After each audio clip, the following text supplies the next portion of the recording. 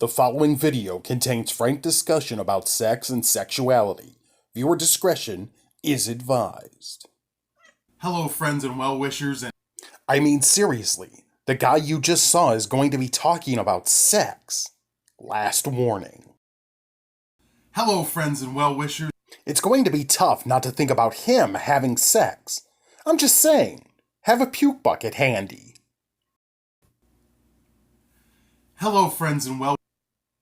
All red-faced and sweaty, huffing and puffing, undulating like a sandwich bag full of mayonnaise? Ugh. Just seems unnecessarily rude to me, voiceover guy. Hello, friends and well-wishers, and welcome back to A Quarter Ton of Fun. It's your buddy Ryan, a.k.a. No, not the champ this week, the sex champ. I didn't actually earn this for sex. I have other awards for sex that I won't show you because I don't want to brag, but I have lots of them. Lots. Anyway, before we get rolling today, we had a little fun there with the warnings, but I do want to tell you guys that this episode is going to be pretty frank, and I'm not going to get graphic. I'm not going to get pornographic, but I am going to talk openly and honestly about the way that my morbid obesity has affected my sex life. And I understand some people may not be comfortable with that topic, especially if you're someone who knows me. Might be a little bit weird. So if you don't want to watch, I completely understand. Come back next week. Next week, we are going to talk about the way the internet has changed cyberbullying, specifically relating to fat people. Okay, now that all the prudes have left, let's get down and dirty. So sex and sexuality are interesting topics, and they're something that most of us as human beings are interested in, right? We find that stuff sort of titillating. We want to talk about it, but we're uncomfortable talking about it, especially in a public forum like this a lot of times. And this is not the most comfortable topic for me to talk about. I was raised by a dad who was the biggest prude you'd ever want to meet. Seriously, my dad would have fit in on the set of Leave It to Beaver. Probably wouldn't have liked them saying Beaver, though. But I come from a family where we didn't talk about sex a whole lot. The talks that I got from my parents growing up were as follows. When I was probably about 12 or 13, I was going out the back door one day, and my mom stopped me and said, "Ryan, do you know about sex? Like, where everything's supposed to go?" And of course I became flustered and embarrassed, as most 13-year-old boys would when talking about that subject with their mom. And I just said, "Oh, yeah, sure." I think I basically knew by that point, but I did not want to discuss it further. And my mom didn't push the issue and let me go. My dad didn't say anything about sex to me until I got my first girlfriend at the ripe old age of 17, at which point he pulled me aside and said, "Don't do it until you're married, but if you do, wear a rubber." Yep, that was the crux of my at-home sex education. And I love my parents. I probably would not share those stories if they were still around. But the truth was, they sort of failed me there, and I did not get that at-home education. We got some training at school. Training, that sounds really bad and wrong. We got some education at school, but very much related to STD and pregnancy prevention. Not really a lot about sexual health or what our bodies would really be going through, that kind of stuff. So what I learned, I mostly gleaned from reading the encyclopedia entry on sexual intercourse, which, before the internet, kids, that was how you got information like that. And information or things I would pick up from friends or from TV shows or hearsay, which is, of course, a terrible way to get it, because I think all of us as adults know that TV and movies really aren't very good at realistically depicting sex. And the things you hear from your schoolyard chums are usually exaggerations. Like when my friend Glenn told me the only way the guy can be on top is if he puts it in the girl's butt. And I believe that for way longer than I want to admit. So how does being overweight or morbidly obese affect your sexuality? Well, one way I think that it does is society sort of deems us and our sexuality a joke. Think about movies, TV shows, and usually the only time you see fat characters involved in a sex scene or being sexy is when it's presented as a joke or as a gross out, something to be made fun of or mocked. And we've talked about comedy and the way that fat people and fat bodies are used and judged and talked about. And I'm guilty of that. In this show, I make fun of myself all the time in my fatness. But those messages do sort of seep into the consciousness. And I think it creates the idea that fat people and fat bodies aren't deserving of sex or having a sex drive. Which is ridiculous because we're human beings and most human beings have a sex drive and a sex life of some sort. And there's nothing wrong with that. And we're no grosser than anyone else. Sex in general is kind of gross when you really stop and think about it. Our sex might be a little more jiggly, might be a little more sweaty sometimes, but it's just sex and most people do it. So to speak more specifically about myself, and before I get too far into this, I do want to say I'm not going to share everything about my sex life. I'm not going to go into really graphic details here because my sex life is also my wife's sex life, and I want to respect her privacy. I want to respect her sexuality, and I don't want to put all of our business out there on blast. And plus, there's some things you just want to keep private and within your marriage. And to yourself. So I won't go into full details on everything here, but I am going to talk frankly and honestly about the way my weight has affected me and my sex life. So one of the first things I think most people hear or think about when they think about fat guys is you hear that being fat shrinks the penis.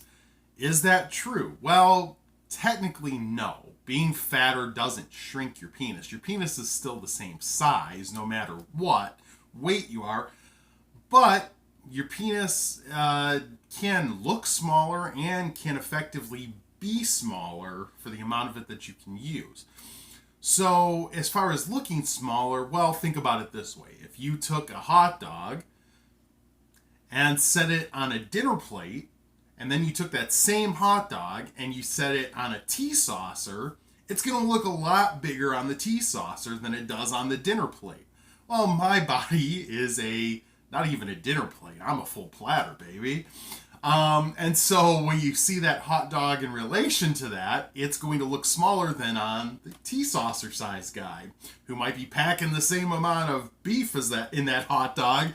But he's going to look like, a foot-long kielbasa compared to what might look like a Vienna sausage over here sitting on the platter.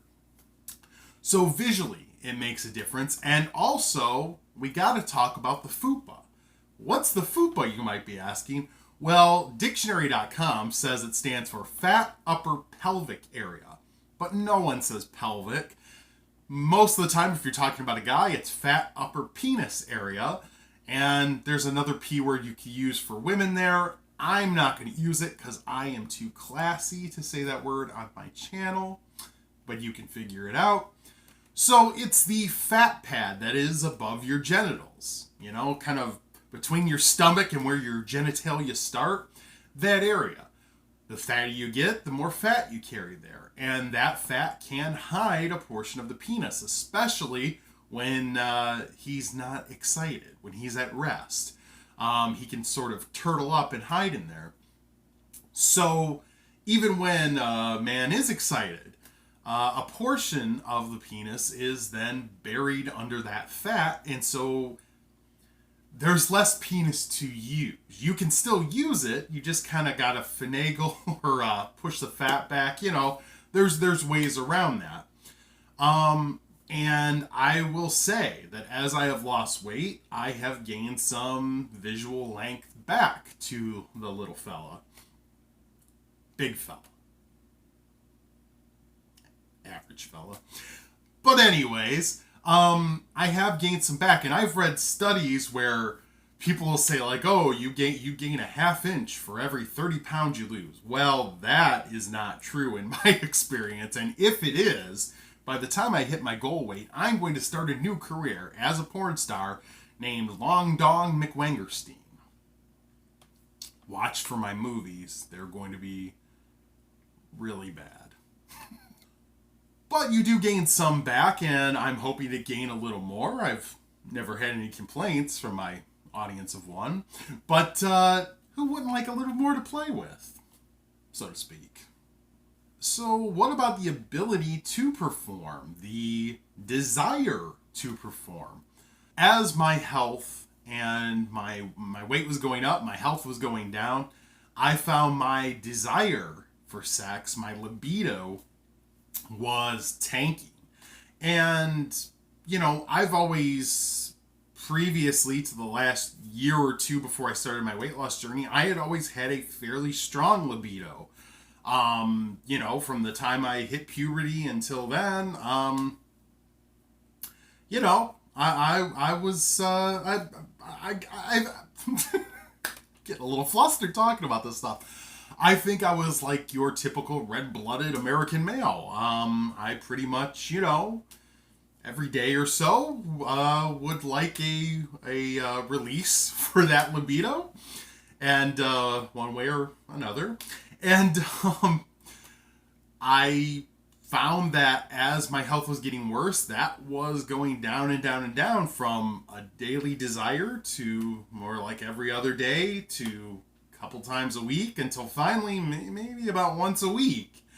In that desire that I had to be in denial about my weight and the effect it was having on my health, because I was afraid to change and too deep into my food addiction, I tried to write it off on aging and anything else that I could, I didn't want to step up and realize the disastrous effect that my weight was having on me. But of course it was, because being overweight is one of the worst things you can do for circulation and blood flow. And what does a man need to perform? Circulation and blood flow. What kind of helps with your desires? Circulation and blood flow. And so the fact that mine was suffering was directly tied into that. And I am sure of that now, because as I have lost weight and as I have eaten better and gotten rid of the pop and everything, my libido has grown exponentially to much more like it was before.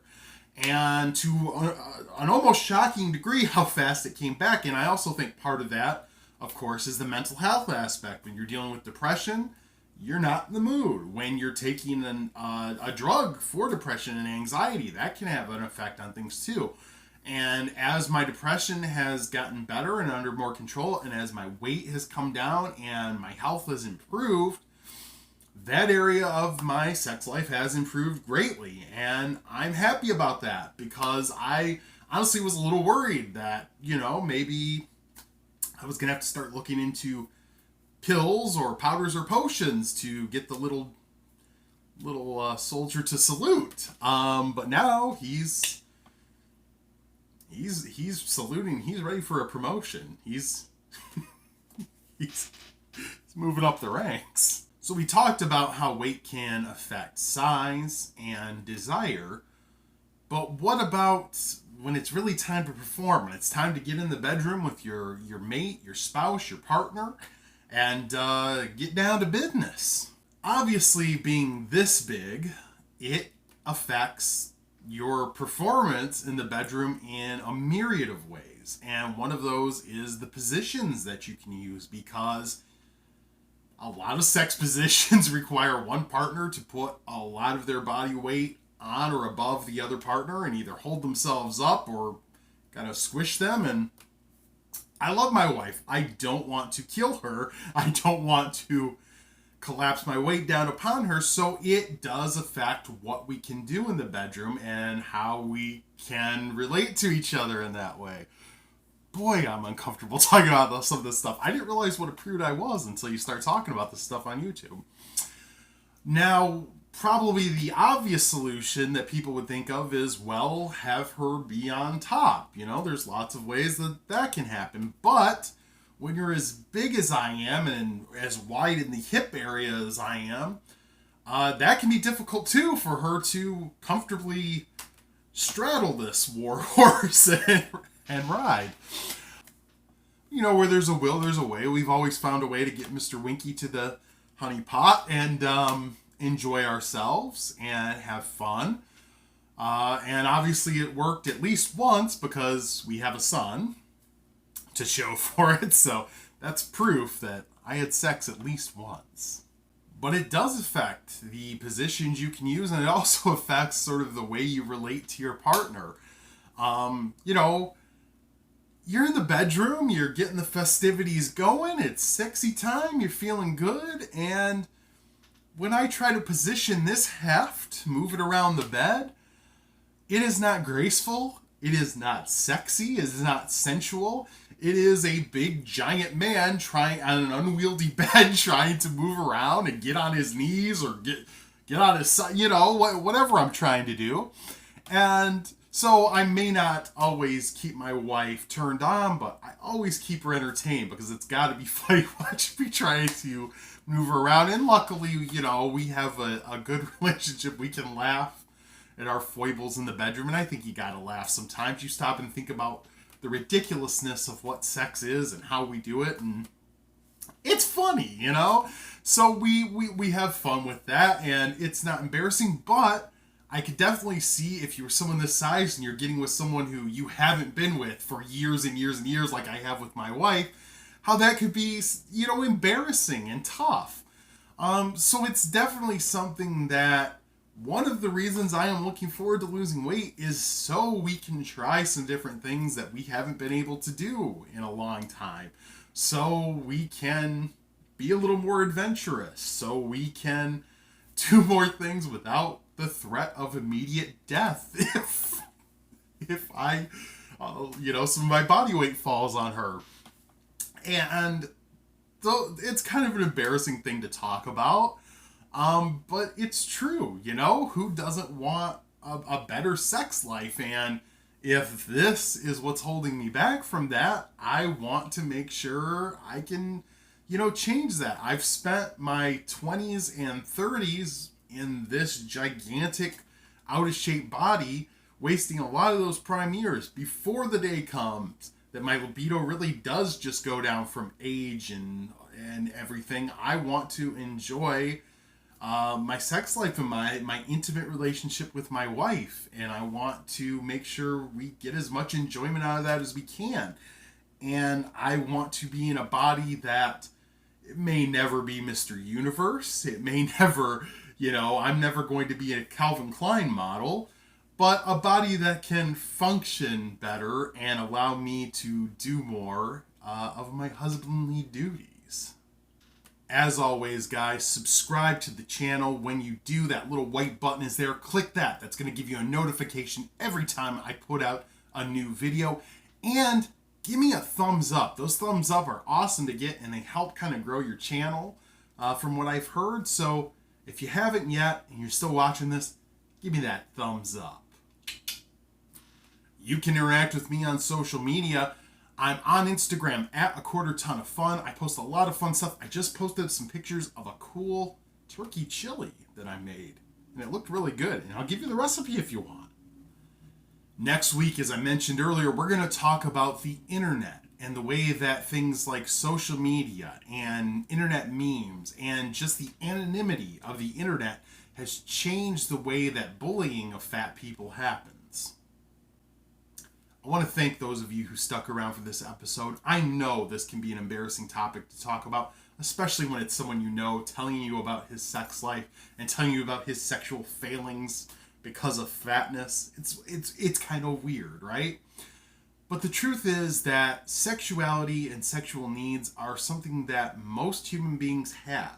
And I think when we shroud sex and masturbation and things like this behind cloaks of secrecy, it leads to really bad things. I think it leads to people developing unhealthy attitudes and feelings about sex. And I honestly, genuinely believe that a lot of the sex crimes that we see are from people who are taught that their sexuality, their desires, their needs are wrong or bad.